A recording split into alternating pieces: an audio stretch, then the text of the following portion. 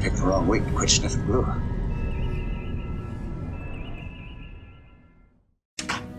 Let's do it for the Grand Nagus. Let's do it for Ferengis everywhere. Let's do it for equal shares of 50 bars of gold-pressed latinum. It always comes down to profit with you people, doesn't it? We're Ferengi. And that's why I love you. Morning, welcome back. It is the third week of a 2-week project. Yes, I'm just finishing up some last bits on Quark's Treasure, and I hope to have this this video up fairly shortly, maybe around Wednesday. We'll see. Over the weekend, I printed up some more money. Yes, if only it were that easy. No, I 3D printed some more latinum for the base. I thought it looked a little bit sparse there, so took some time over the weekend, printed that up. I'm going to be antiquing that this week. I've got the gold paint on it, but I need to antique it. And I've took some black tulip and some of the more noticeable seams, like there's one under the belly here. That seam right there was particularly ugly. So what I've done is I've made it even worse by putting some black tulip in there. And then once that sets up, I am going to, and you can see another one along the back here, under where these two pieces meet. I took some black tulip there. Once that sets up, once that dries, I'm going to touch it up with the orange paint, of course, and that will clean all of that up. I still have the aging, which means some darkening paint in here. I have yet to decide about the decals. I hate to be so waffly about that, but I'm going to start with these decals and see how I like it. I may end up putting them just on the top, but that's going to be the end of it. Once the decals are down, I can start to measure. Oh, I took some black wash, and I just accentuated some of these panel lines. So I'm trying to figure out the best version of that so that I can like put the streaks in, because I want them to be fairly subtle. And I'm afraid if I get the airbrush out, it's going to be too blatant. So it may be a case of I have put some airbrush on some black streaks and then have to go back over that with the German orange to knock it down a little bit. But I'm happy very much with how it's turned out. I've been away from it for a couple of days, and I'm coming back and trying to reevaluate to see exactly what it's all about, Alfie, and where I want to add anything more to it. I may call out a couple little details just with some off-color paint, just to like put a little silver here on the door latch and some stuff like that. Maybe paint up around these beacons just to add a little bit of surface detail. But we'll see how it goes. It's Monday morning. I'm mostly awake, had my coffee, and we're ready to get started again. Okay, I think I'm liking how this is turning out. I'm basically just taking some black wash, running it in the creases, and then quickly wiping it backwards in the direction of travel, so I'm getting these nice streaks going back, and it's not giving me an overly dark area. So that's happy for me. I probably will take the airbrush and still do an overall darkening color, like maybe down the line here of the crease. Maybe just mix up a little bit of this orange with some black and see if I need to do a tonal darkening rather than a soot streak or a phaser hit or something like that. So I think I'm just going to do just a little bit of a streaking there and see how drastic that looks. If it looks too drastic, I'll back off of it. Okay, I think I've got a good balance there. I think I've got all the streakage on there that I want. It achieves the idea without looking like it's too overt and too overdone. Might want to lighten these guys up just a little bit on the pinchers there, but I'm thinking that overall, and I'll show you how it looks on the back too, because the back end is going to get a little bit more out of necessity, because that's where the dirty parts of the engine are and all of that. So I did a little bit on here, a little bit going through there. Of course, the underside, that would get all of the re-entry burns and that kind of stuff. that got dirtied up, and I think I'm to the point now where I'm happy enough with it that I don't feel I need to put some of those decal stripes on. Alrighty, it's time to get down and dirty. I have moved the Quark's treasure off of the table, and I'm pulled out the latinum that I had printed over the weekend. I have already painted this gold, but it's time to slop it up now and make it look a little bit more aged. And to do that, I'm just taking some brown basic Liquitex acrylic, scooge some into the work dish there, and see, it's already getting all over the place. It's a messy, messy thing. And a little bit of black. We will be putting a goodly amount of water on it and making it nice and runny. Let me get a little cup here. A little shot glass of water here, and I am just making a grunge wash. It's a little bit of black, a little bit of brown, a lot of water, and we just slop it over top and let it sit for a few seconds. And then I realized that this is too wet because it's beading up. It's not what I want it to do. I want it to soak in. It's not, now this is going to be getting all over my hands, and I know that. So what I need to do is get rid of a lot of the water that I had just put on there. Let's just drain that out. We want to make it a lot thicker than this. And we're just going to paint it into the nooks and crannies. And it's going to be a function of how long we leave it on before we wipe it off. That's going to determine how aged it's going to be. So that's why I've got a towel down here. It's a sloppy enterprise to do. So see, now it's starting to lay down because I'm getting to the actual paint and not so much of the water here. I don't know why I do this real fast. It's not a race. There's no reason to do it this fast.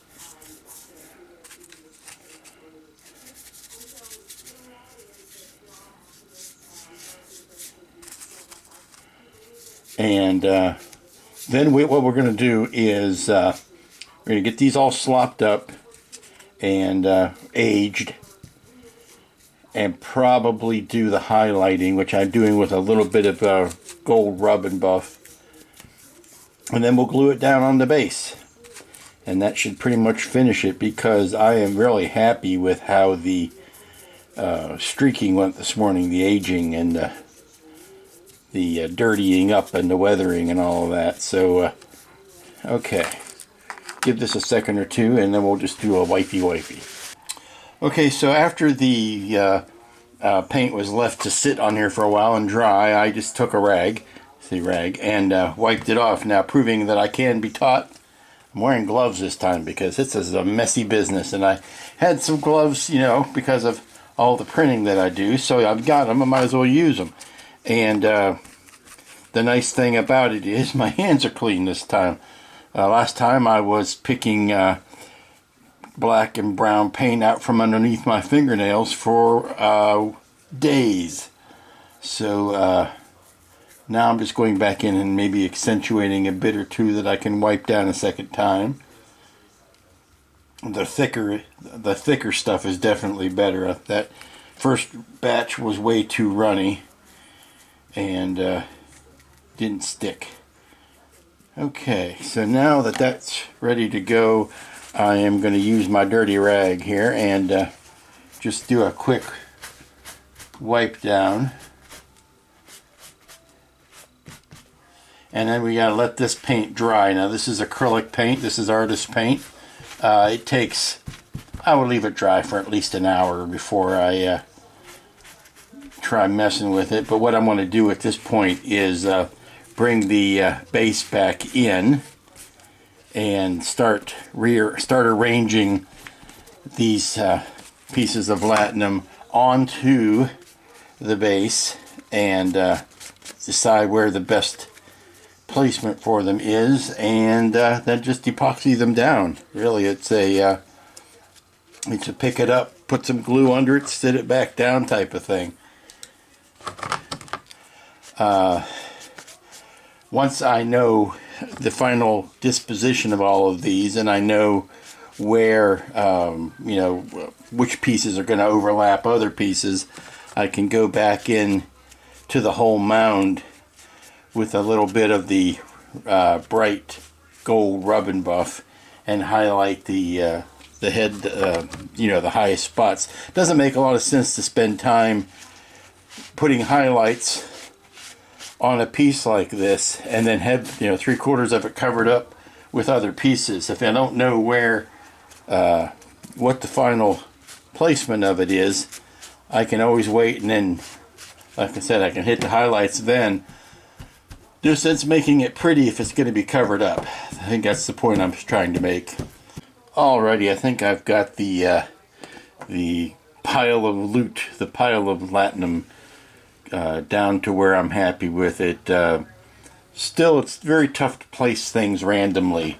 You kind of are looking for a pattern, and you're kind of always on the lookout for, you know, what aesthetically looks pleasing, but you're trying at the same time to make it look as if it was just a random placement. So now I am going and taking the rub and buff and just hitting highlights now that I know they are in fact highlights, and they won't be covered up by the next bar over. So also, the other problem is I am using CA, which on some of these is okay, but a lot of the times you aren't making a lot of contact, like it's only hitting on a tiny spot. So you might find yourself pulling the ingot back up and applying more glue and setting it back down, knowing where it's actually touching.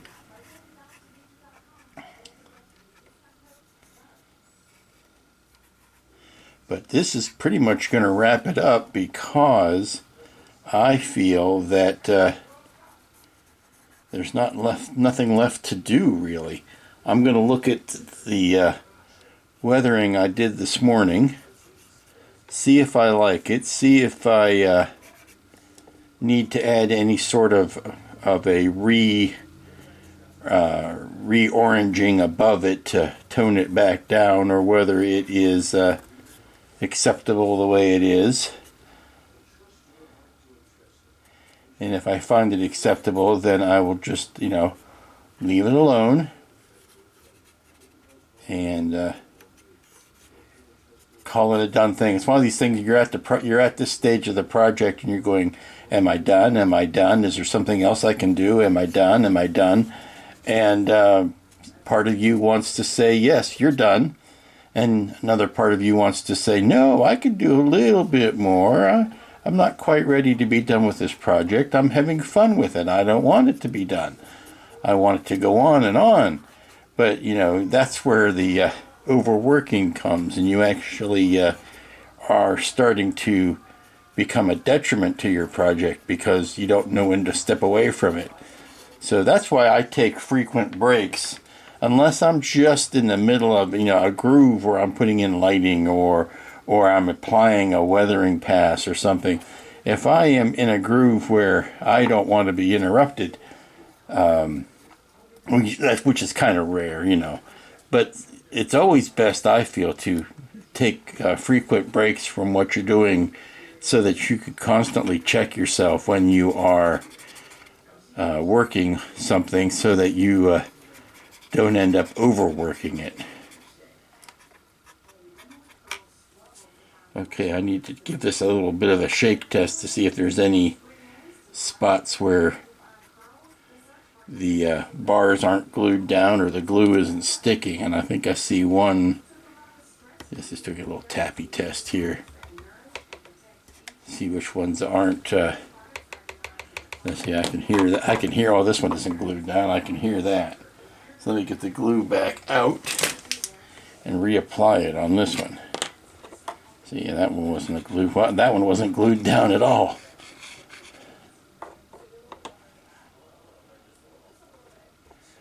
There you go.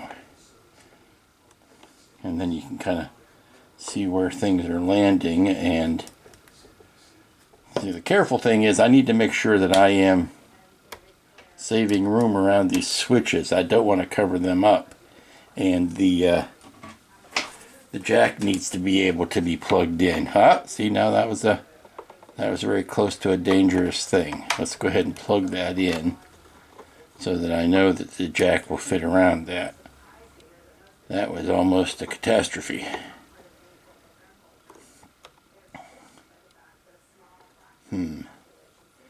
Yeah, that's... Gotta make sure that plug fits in. See. Hello everybody, it's Tuesday, and yes, I'm done with this. I should be posting a video tonight. If it weren't for the being in the middle of an order that came down the pipe rather hurriedly, I would be doing that. We'll see if I can get as much of the order done today as possible. Then I will get this uploaded. Here it is with the lights, and the bigger pile of loot is already in place. I've gone through, I've aged and weathered everything. I've touched up that which needs touching.